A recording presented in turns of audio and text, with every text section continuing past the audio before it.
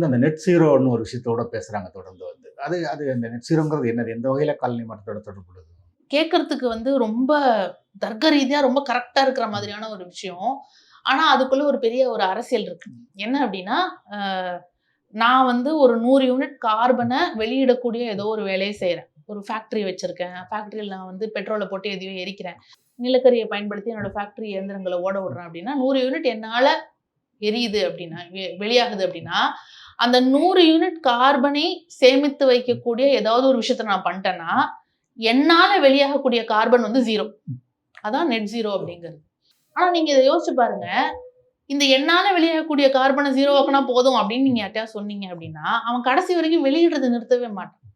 நான் வந்து 100 வெளியிடும்போது நான் வந்து 100 மரம் நடுறேன்னு வச்சுக்கோங்களேன். நான் வந்து நாளைக்கு 200 வெளியிடணும்னு நினைச்சேன்னா யோசிக்கவே வேணாம். 200 மரத்த நட்டா பிரச்சனை சால்வ் ஆயிடும்.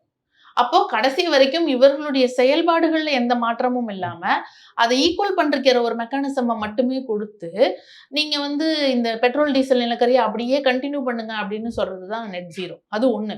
இன்னொரு ஒரு விஷயம் இந்த நெட் ஜீரோல என்ன அப்படின்னா, நீங்க 100 யூனிட்ட வெளியிட்டுருக்கீங்க அப்படின்னா, அந்த 100 யூனிட்ட சரி கட்டுறதுக்கான ஒரு விஷயத்த இங்கேயே செய்யணும்னு அவசியம் இல்ல. உங்க சார்பா வேற எங்கேயாவது செஞ்சா கூட போதும்.